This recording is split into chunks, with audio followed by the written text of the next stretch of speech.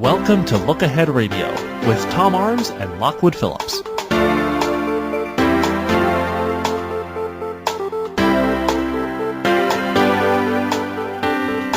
Viewpoints on the talk station, FM 107, AM 1240.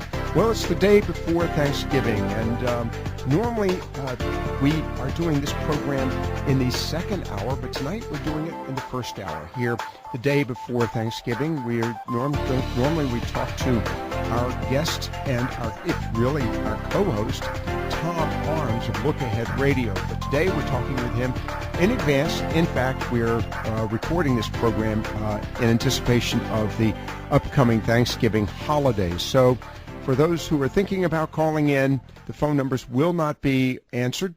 I do appreciate your participation, and I would ask that if you wish, call in, or either call in next week, or for that matter, send us an email at viewpointsradio@hotmail.com or via Facebook at Viewpoints on the Talk Station. And, of course, the program ably handled by Ross Behind the Wall Window and Board. So as folks prepare for the Thanksgiving weekend, I just want to, or week ahead, pardon me, and weekend, just wish everyone a very special Thanksgiving this year. And with that note, Tom Arms of Look Ahead Radio joins us. Tom, good afternoon, and happy Thanksgiving to you as well. Thank you very much. I celebrated Thanksgiving on Saturday. This past Saturday? This past Saturday. Well, you see, it's not a public holiday on Thursday. Otherwise, we do it on Thursday. Okay. But we have Thanksgiving every year. We had 24 people to Thanksgiving. Wow. And I always give a speech in which I talk about how the Pilgrims gave thanks to all the indigenous people of America for helping to save their lives and make their lives more comfortable in the new land. And I stand up and say thank you to all the indigenous British people who have helped to make my life so nice here in the UK. Well, it's also a time when we're supposed to give thanks to the Almighty for all the plenty that we benefit from. So there is, if you will, a strong religious component to it. But with that said, I'm curious, is there Thanksgiving is a unique U.S. celebration. There's nothing significant about it. It is, but it's based on a celebration, a religious celebration here in the UK called Harvest Festival. Mm-hmm. And every year there's a Harvest Festival where you go to church and you give thanks to God for the harvest. Right. And for, in the harvest in every sense of the word, financial harvest, agricultural harvest, it goes right back to, before medieval times, really. Mm-hmm. And traditionally, people bring gifts of food to the church, which are then distributed to the poor. Well, that's one of the purposes of the church, was that distribution.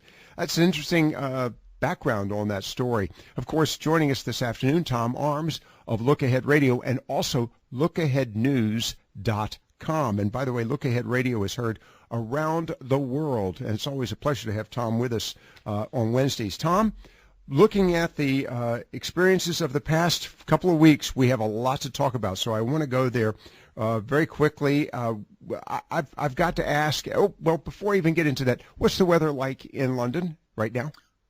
Stormy. Oh. Wet and stormy. We're having flooding, not in London, but in other parts of the country. We're having flooding, winds up to 80, 90 miles an hour. It's not good weather. I'm staying off my bicycle at the moment. I would imagine you would. I'm curious, is this pretty normal for this time of year in the UK? Yes. Okay. Yes, it gets very wet and windy this time of year as winter sets in. We usually have some flooding around now and Christmas time. Somewhere in the country doesn't have a nice Christmas. Well, we can have that same situation here. Invariably, with weather as broad and as expansive as it is, it has different effects. As a matter of fact, we're now experiencing very dry weather in the mountains of North Carolina and severe fires as well.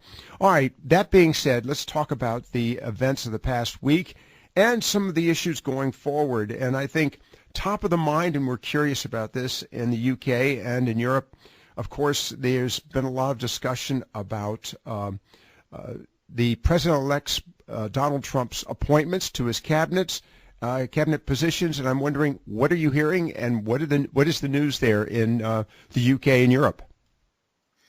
Well, generally speaking, they're horrified. That's the general reaction.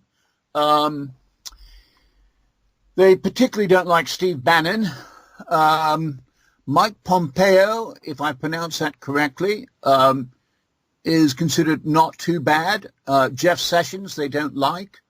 They're not terribly keen on Mike Flynn. I can't quite figure out how to pronounce Reince Priebus. Have I correctly pronounced that one? It's Reince Priebus. And my question... Reince Priebus, I think, has gotten a fairly good press. Let me shift gears. He's the only one. All right, let me ask you a quick question. Relative to Steve Bannon, of course, in his capacity and as an advisor, I have questions about why that's important to Europe. But really, from the perspective of just internal activities in politics, as the Attorney General, the concerns related to Jeff Sessions, what does that have to do with, and why would there be any interest in that in Europe? Because America is a world leader. It sets the tone for so many things. You know, people follow the American lead. If America has racial problems, they spill over into other countries. You know, if you start becoming a white nationalist or white supremacist country, people will, wait a minute, let me finish. You know, I mean, I'm just saying. But if they start leaning that way, it enables and emboldens other people in other countries who feel the same way. They point to America as the most powerful country in the world and says, if America can do it, we can too. I'm sorry, that's the way it is. Well, that's fine, but where did that come up from, the issue of Jeff Sessions? What is this white supremacist? Where is this topic even coming from? Well, he was denied a federal judgeship.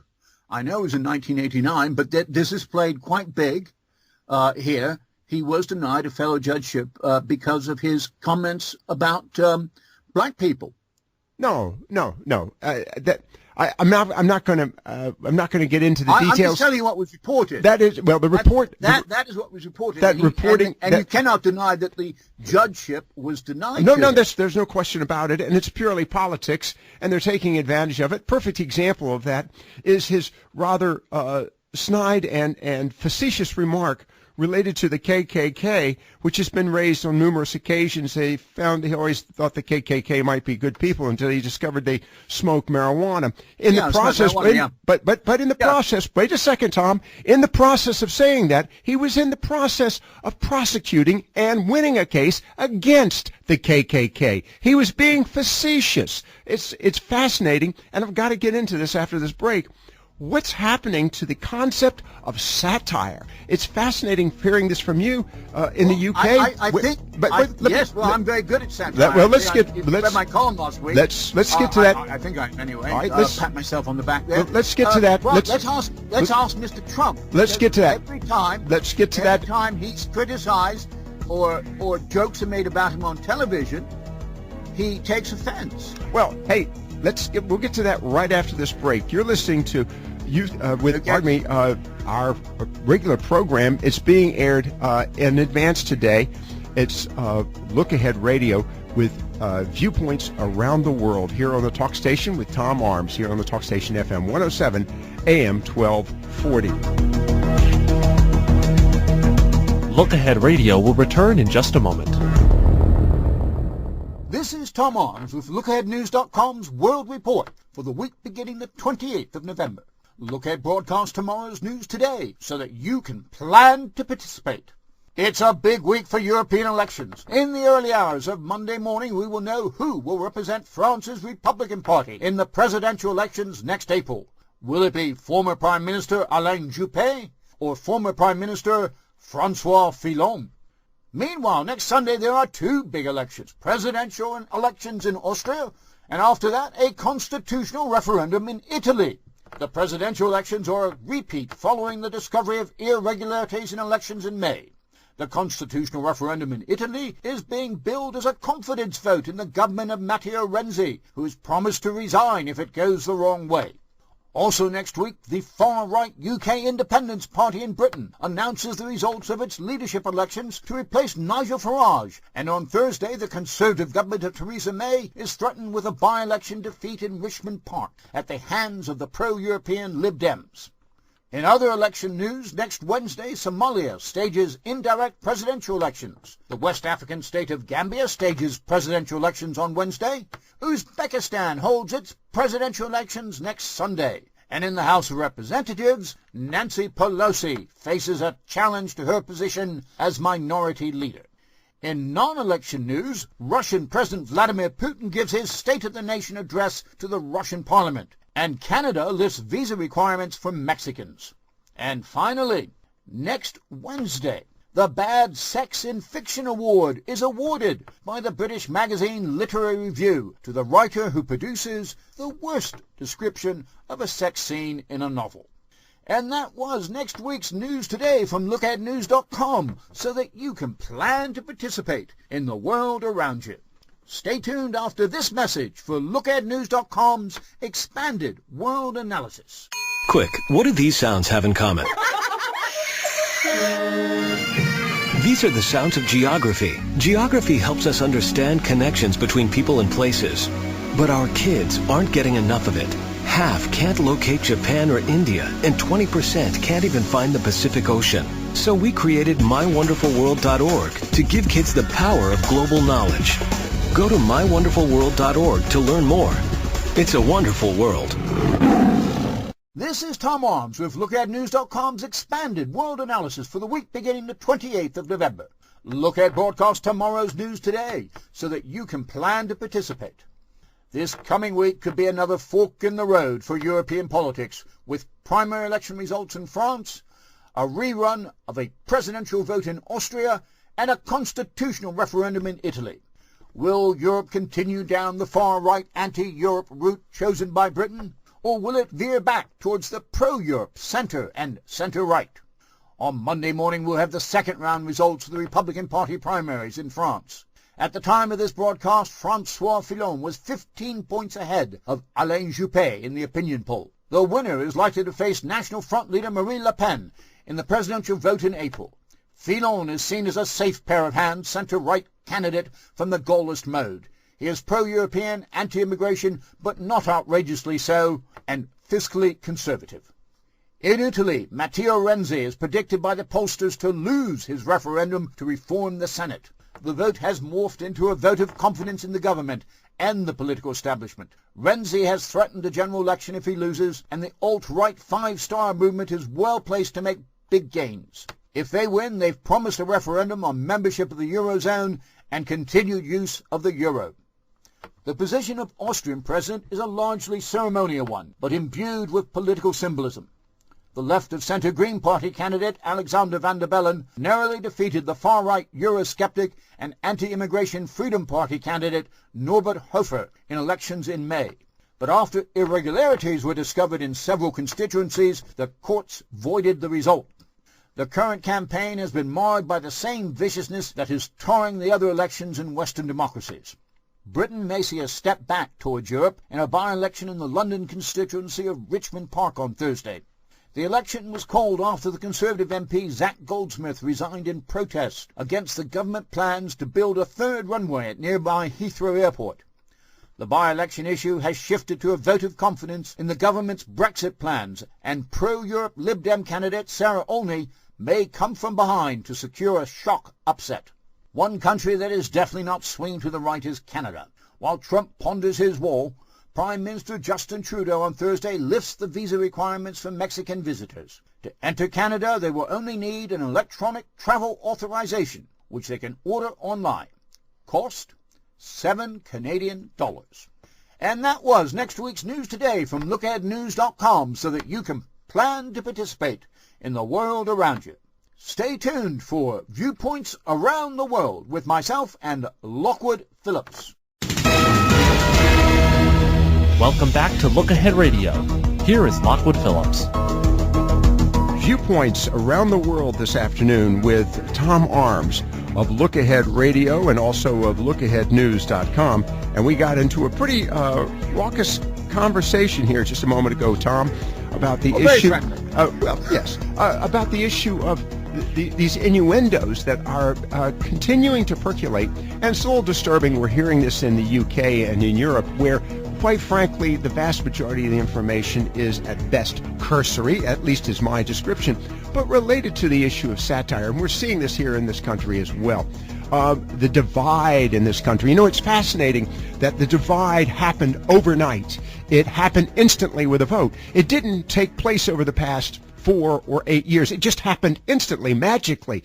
My question then to you is why Europe, and the UK particularly, but Europe, is continuing to focus on, if you will, innuendo, and you actually alluded to that with Jeff Sessions. It's a little disturbing, and I would say, and use the term, unfair. And as far as your comment related to Donald Trump is concerned, he also has been the subject of numerous criticisms. Keep in mind, Tom, he was not the one that released emails against national security and against the law. But go back to it. Get a word in edgewise. Please. Because I think it's very important.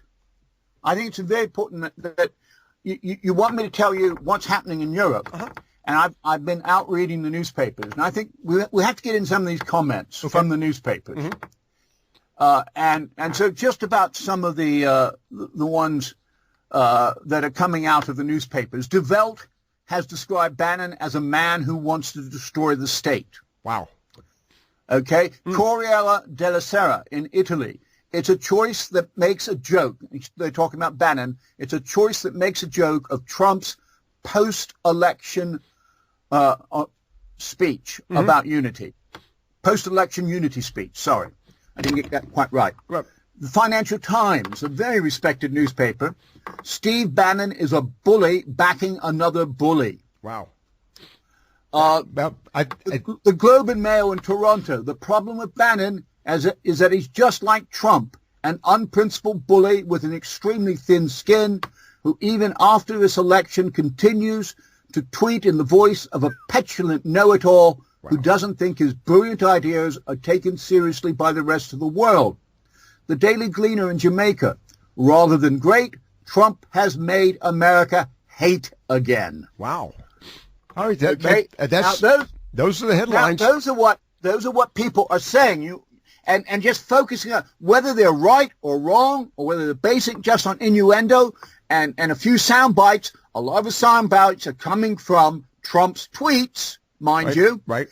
That is what people are thinking. Okay, let me, quick question for you, Tom. And by the way, let me just say, folks, that Tom is pointing out the stories that he's reading in the papers. This is not, we're not getting into opinion. What we're hearing is, in this case, the facts as he's read them in the papers. Now, the source of those facts are worthy of dispute, but that's fine. We're not going to get into that conversation.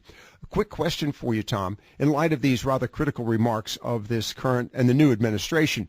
My question is this a sense of a fait accompli, or is there a possibility that, quite frankly, this new administration will be given a chance?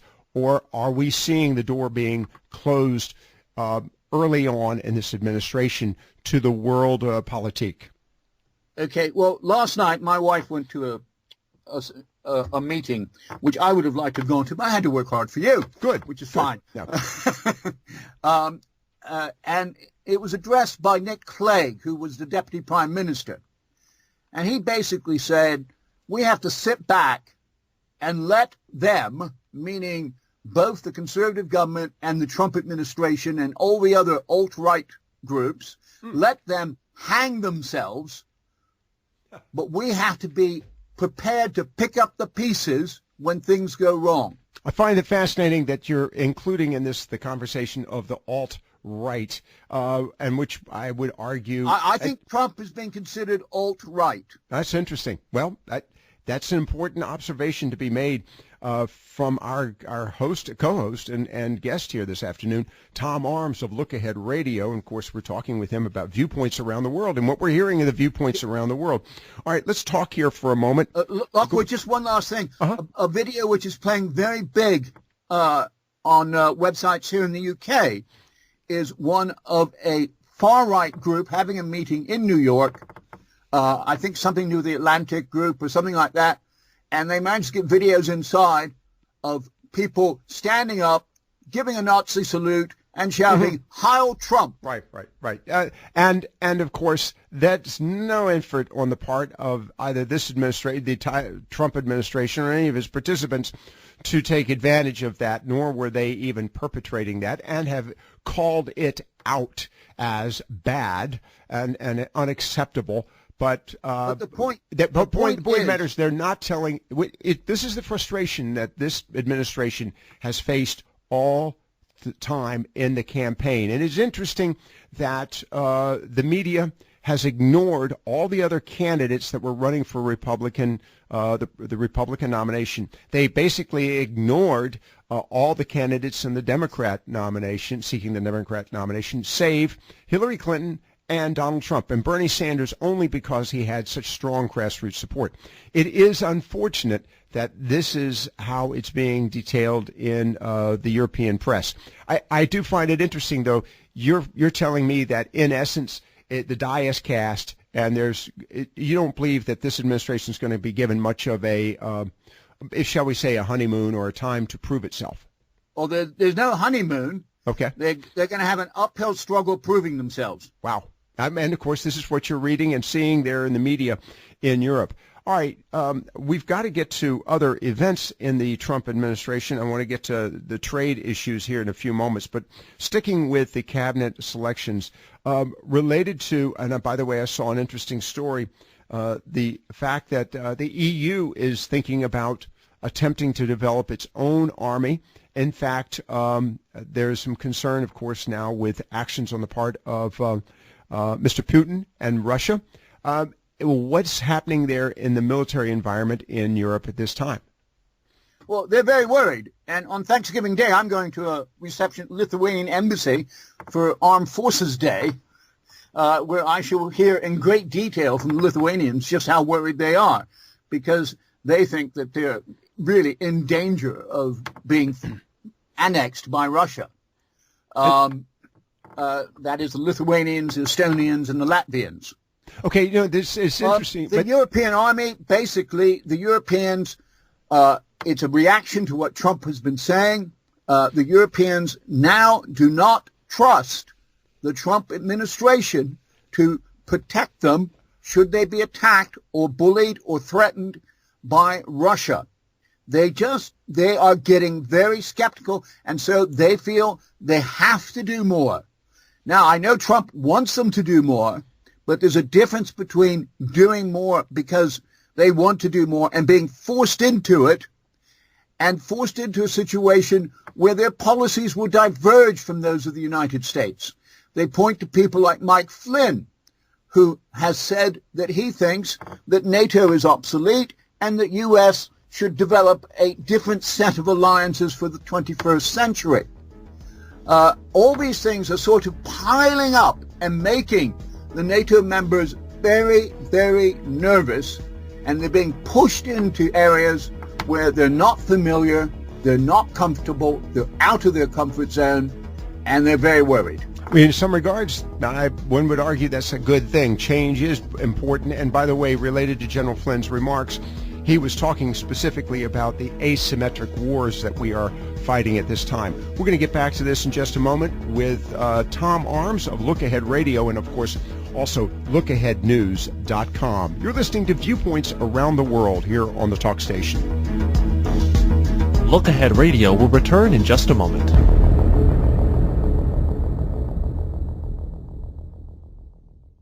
They say the best things in life are free. So, hey, why are we paying so much for our basic information and entertainment needs?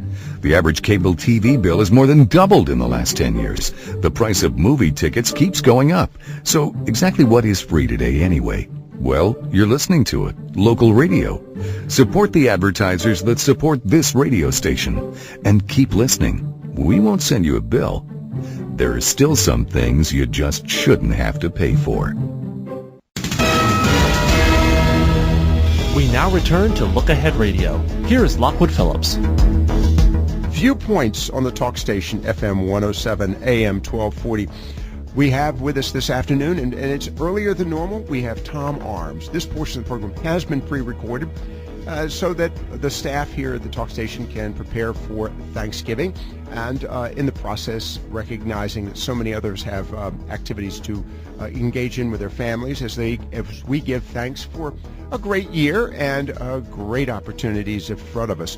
Tom Arms, of course, of LookAhead Radio, heard every Friday evening here on the talk station, as well as LookAhead Radio heard around the world, and lookaheadnews.com.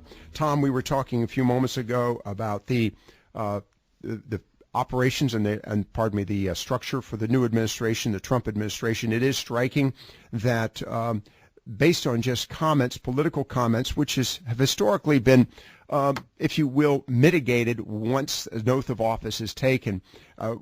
I'm hearing from you that many in Europe and the UK and around the world are taking these comments from Mr. Trump as being absolute. I find that fascinating, which goes back to the question earlier, would there be any kind of a honeymoon stage for the new administration? And obviously these facts, as well as the comments you made earlier, indicate there will not be. But let's move on to other issues, and one that really kind of relates to a broader topic, and that of trade, both with the European Union and Brexit, and also now with trade around the world. And of course, as recently as today, Mr. Trump has announced that he is definitely going to pull out of the Trans-Pacific Partnership.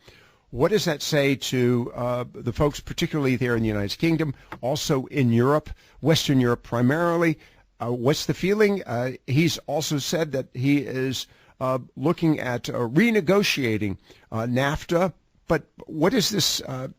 Could this be seen as a positive for Europe or a negative? And what, again, is the reaction? A negative. Definite negative. They see it as another sign of American isolationism, or shall we say Trump isolationism. Now, they're very worried. Everyone, is worried about the rise of China as a political power. Mm-hmm. They're not so worried about the rise of it as an economic power. And they see America's pulling out of the TPP as providing China with a huge political vacuum into which it can move almost overnight. That TPP was not only an economic agreement, it had vast political and military connections as well. And America pulling out of that is a wonderful opportunity for China. There's a meeting taking place at the moment of Asia Pacific Rim countries, APEC. It's taking place in Peru. The Chinese delegation is jumping for joy, and they're going around and telling all the other countries there, you can count on us, because unlike America, we will always be in Asia. We are an Asian country, so we can protect you. Come jump into bed with us. Forget about America. And they're listening. All right, but another side to this, and we talked about this several months back, the UK was working diligently to strengthen its trade association with China. Is that not seen as a positive for the UK? No. If not, why not? No. Just because America has TPP, or would have had TPP, does not mean Europeans can't have their own trade agreements with Asian countries. Not at all. Or they can have separate agreements with China. Mm-hmm. No, we're talking about the political and military vacuum that's going to be left. I mean, the United States is, at this moment, a political and military power in Asia. 75,000 American troops in Asia. And it is a political power there. And because of TPP, it was going to become bigger.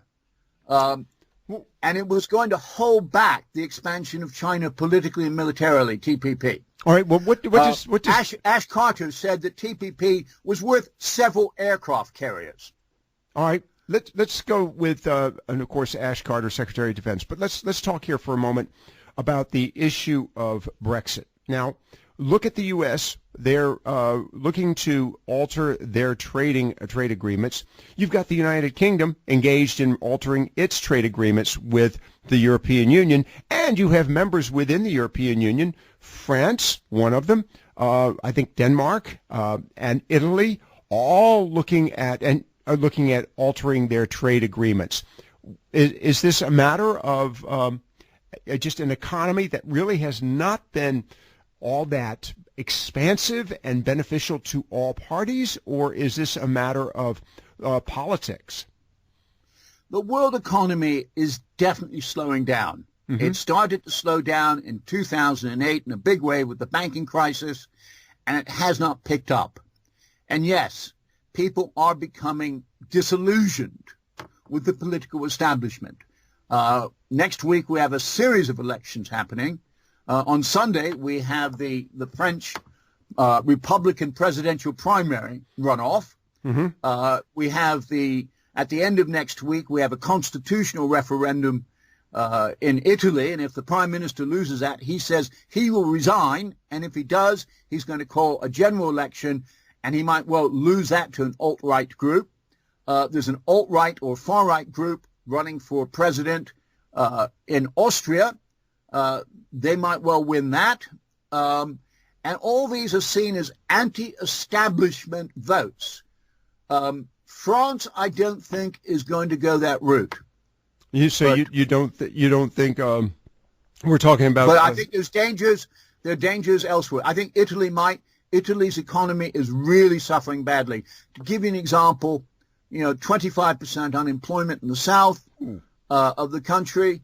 Their GDP, their borrowing against GDP is, I think, 135% of GDP.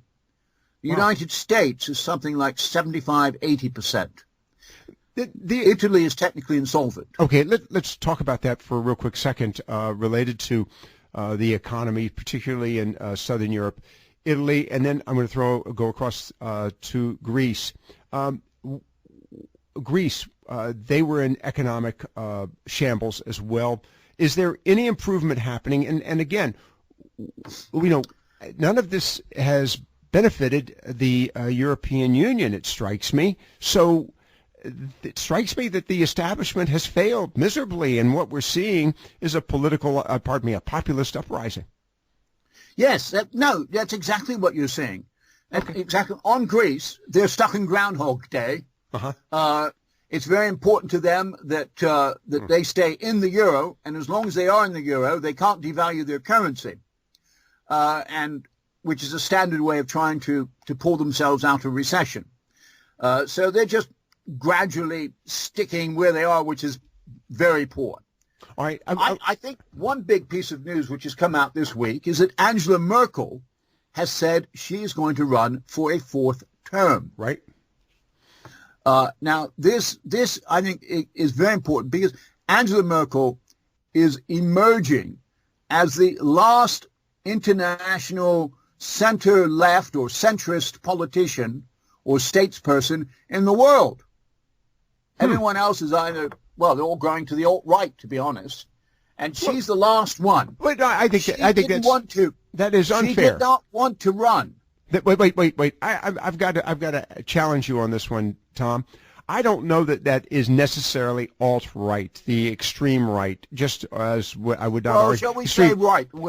Yes, let's say right of center, a populist movement. I would say Trump was right at center. All right, I would definitely. I just think it's an error to say that this is. And by the way, the normal connotation of alt-right is your extremist groups, neo-Nazi, white supremacists, just as your alt-left. I'm not saying that Trump is a right. Okay.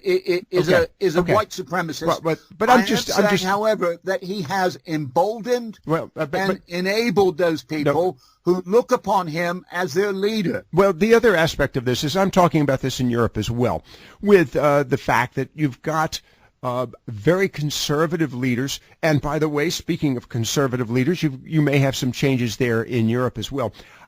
I've got to, as we get into this, and I've since we're talking about trade, and we've got about 2 minutes before we go to the next break, Tom, Let's talk very quickly about the efforts on the part of Donald Trump to sort of lean towards Nigel Farage. Am I pronouncing his last name correct? Nigel Farage. Yes. Farage. To be ambassador. I thought it was a bit presumptive on his part, to be blunt, but it was a major diplomatic faux pas. Well, you do not, and I'll be writing about this in my column and Observations Expert. You hear me more on this. You know, anyone who knows anything about diplomacy knows you do not publicly say who you want to be the ambassador. The ambassador is meant to represent the country they come from. Not the country they're going to. Not the country they're going to. I know.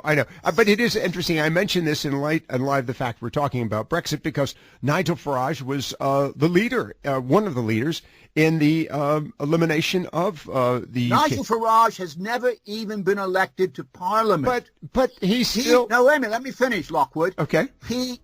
In the Leave campaign, he was sidelined by the official Leave campaign. They didn't want to have anything to do with him. He was too far to the right for them. Oh, well, all right. Okay, he ran his own separate campaign. Well, that's a sort of person that's what makes people think that when Trump wants him to be and publicly announces that he wants him to be the ambassador, it makes people here in Europe very nervous. Interesting. All right, we're going to get back to this in just a moment with viewpoints around the world with Tom Arms of Look Ahead Radio and, of course, also LookAheadNews.com. You're listening to Viewpoints on the Talk Station, Viewpoints around the world. Look Ahead Radio will return in just a moment. Observations of an Expat by Tom Arms from LookAheadNews.com. It didn't take long. Fortunately, Donald Trump's first diplomatic faux pas involved America's closest and most forgiving ally. But Trump's tweet that Britain appoint UKIP leader Nigel Farage as British ambassador to Washington won't be forgotten. An ambassador is sent from one country to another to represent their country's interests, not the interests of the country to which they are sent. The last person you want to send to your closest ally is a person who is your political opponent. They are unlikely to fairly represent the view of a government with which they disagree. Next, there are diplomatic conventions, and there are reasons for those conventions. One of the conventions is that a foreign leader does not publicly request that a citizen of another country be appointed ambassador to their country. And you really can't get more public than Twitter. You can privately, discreetly ask, but not publicly. Why? Because it then puts the government of the other country in a very difficult position. If they don't approve of the person, then they either offend you by not making the appointment, or they weaken their domestic position by being seen as an American puppet. There have been historic exceptions to this rule. Hitler insisted that certain named individuals be appointed ambassadors to Berlin from the countries he conquered. Stalin did the same. Trump and Steve Bannon may be enjoying a major bromance with Nigel Farage, but rest assured that the man is very much unappreciated by the vast majority in his own country. His every attempt to be elected to the British Parliament has failed. During the referendum campaign, he had to run a parallel Leave campaign because the official Leave campaign refused to be associated with him. His party, the UK Independence Party, or UKIP as it is commonly known, is embroiled in a major internal battle. So much so that one of the leading figures ended up in a hospital after a fight in a parking lot with another UKIPper. They did elect a replacement for Farage, but she resigned the leadership after only 12 days. And this week she quit the party altogether. Nigel Farage has stepped back into the role as interim leader while they argue amongst themselves. Despite the internecine war, UKIP did garner 12.5% of the popular vote in the 2015 election. To obtain that vote, they undermined the power base of the two main political parties, Labour and Conservative. So both of those parties oppose Farage, not just on policy issues, but on political grounds as well. They don't want to be seen as being viewed as an American puppet, and they don't want to provide Nigel Farage with a platform for attacking UK policies in the middle of difficult Brexit negotiations. There are very good reasons for diplomatic conventions which extend back thousands of years. Just imagine how difficult it is to coexist with your neighbours, especially those who give loud parties or have children who regularly crash balls through your windows. Imagine trying very hard not to lose your temper and searching for the words that prevent a local difficulty from spiraling out of control. Now, imagine that the neighbours don't speak your language. They wear strange clothes, their religion is different, and their native culture alters their methods of problem-solving. On top of that, they have a large family which seems incapable of agreeing on anything. Even if you speak the same language, as is the case with intertwined Britain and America, you are faced with what the Irish writer George Bernard Shaw called two nations divided by a common language. Finally, imagine that this neighbour with a large argumentative family, different language, culture, religion, and perspective on the world has a massive army camped in their garden. Perhaps now you're getting an idea of why it is so important that diplomatic business is conducted according to agreed rules, quietly, and not on public platforms. So, will someone, please, for the sake of world peace, close Donald Trump's Twitter account? Welcome back to Look Ahead Radio. Here is Lockwood Phillips. Viewpoints on the talk station, FM 107, AM 1240. We have joining us this afternoon, again, a little earlier than normal, Tom Arms of LookAheadNews.com and, of course, Look Ahead Radio Look Ahead Radio, and heard around the world on radio stations, including this one here, the talk station. And Tom's joining us from London. Tom, we were talking a few moments ago about basically leadership roles, and you were mentioning that Angela Merkel, much to her chagrin, is being enticed to run for a fourth term, and we'll move on to other countries here in just a moment. If she, in fact, is elected, how long would she run as she would be the prime minister? Prime minister? Chancellor, they're called, which is the same thing right. as Prime Minister. Right. How long would she be serving? Well, it's a Westminster model, so as long as she has a majority in the Bundestag, but it's probably 4 to 5 years. Okay, and then the next So question. she would have been in office for a total of 15 years, I think. All right. And then with that, we're looking at other impacts around the world. France, of course, we were chatting earlier about Marine Le Pen and Mr. Fillon. They're of course running for the conservative seat, or actually a primary Republican Party. Yeah, their conservative party there. Tony Blair apparently is interested in re-entering politics there in the UK. What impact might this have? As an elected person, though. Oh, okay. No, he well, at least it not at the moment. He wants to set up an anti-Brexit campaign. And he's been busy putting together money and people to support it. Richard Branson is said to be funding it. Mm-hmm. And of course, that's a Virgin. That's a Virgin Airlines. Nick Clegg, the former deputy prime minister, on board. Right. And also a prominent politician from the Labour Party called Chuka Umunna. And they basically are going to campaign to have a second referendum once the terms of the departure from the EU are known. Well, now, with that said, how well received is his interest in participating in this, and what's the future of the British exit from the EU, or Brexit as it's known? Is there a chance that it could be revisited? Oh, yes. Okay. Yes, I think there is.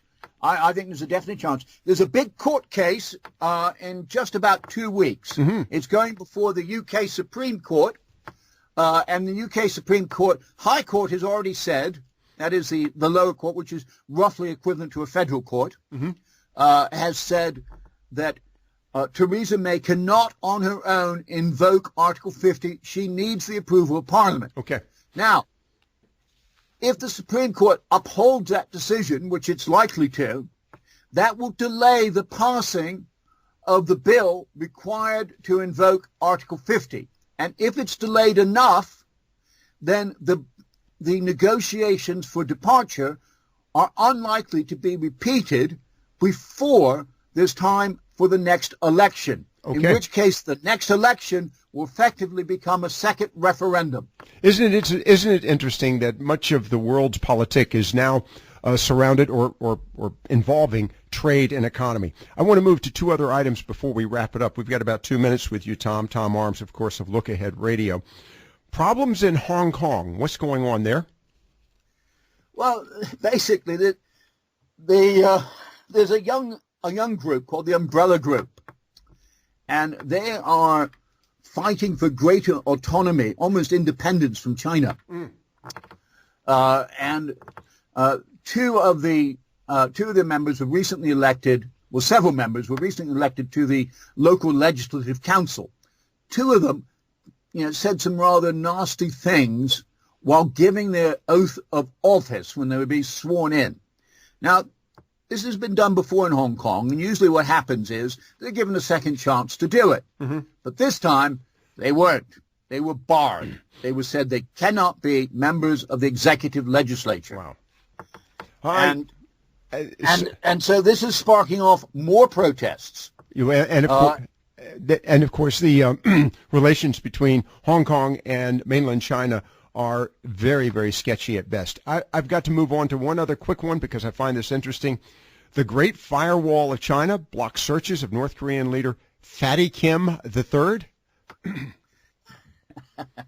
Yes, well, that's the nickname a lot of Chinese have for the North Korean leader, Kim Jong-un.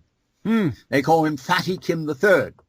But the Great Firewall, the Chinese authorities decided that you shouldn't be ridiculing foreign leaders. And so they blocked all searches using the term Fatty Kim III.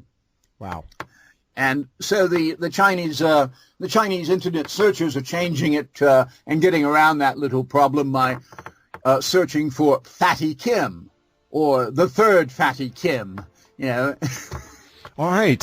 Well, of course, we can always rely on the Russians to help hack into this Chinese system. All right. I want to thank you for your time this afternoon, Tom. Tom Arms, of course, of Look Ahead Radio and LookAheadNews.com.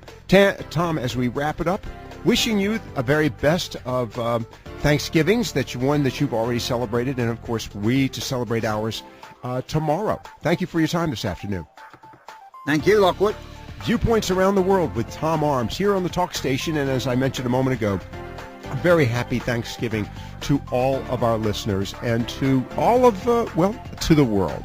Again, you're listening to Viewpoints.